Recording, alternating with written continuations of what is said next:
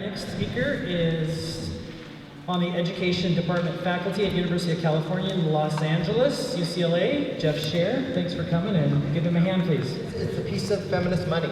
This is something Liz gave me when we were kind of redoing the crash course, and we talked about money being media and the messages that are communicated. And she told me about this piece of money that she and some sisters, I guess, put together. And on one side of it, it says, to encourage the church to celebrate the gifts and calls of women equally with those of men in all ministries, I am withholding, and there's a little blank spot to write how much money, from this collection. I have contributed it to Women's Ordination Conference and the information. So she told me what she used to do is when she'd go to a sermon on Sunday, and the priest would give a sermon that was, she felt very sexist, she would pull out one of these, write down $5, $10, and when the collection came around, she would drop that in the plate. And at the end, she said she'd go right up to the priest, shake his hand, look him right in the eyes, and say, I left you something in the tray. I love it. To me, this is media literacy with a Freirean approach of action. The idea of looking at social justice and doing something, using media, looking critically at media, and creating alternative media.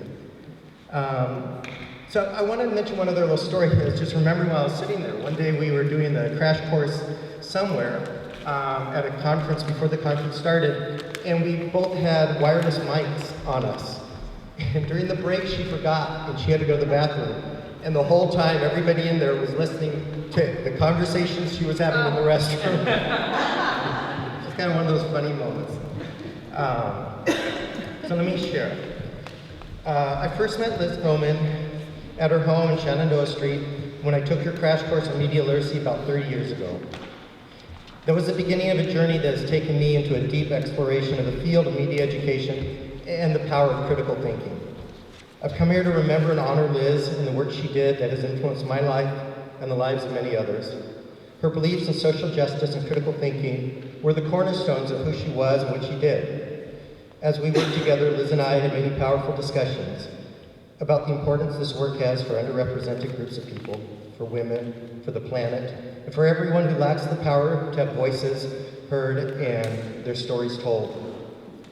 Now, I had not seen Liz since she moved to Iowa, and I don't know what she was thinking in those final days, especially as she saw our country shift. But I do know that she would not be happy with what's happening now. Today, we're living in an era where a former reality TV show host has become a president who blatantly lies and claims alternative facts, viciously attacks the media and anyone who opposes him, and uses the highest office in the land to advertise his own business interests. If this isn't a desperate call for critical media literacy, I don't know what is. Now more than ever, we are desperate for a populace that can think critically and is prepared to question everyone and everything, especially those with the most power. This is what Liz stood for, human rights abuses.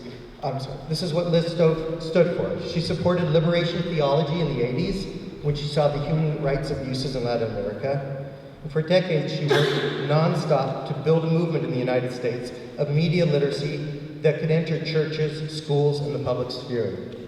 She understood very well that education is always political and that media literacy must address the issues of social justice.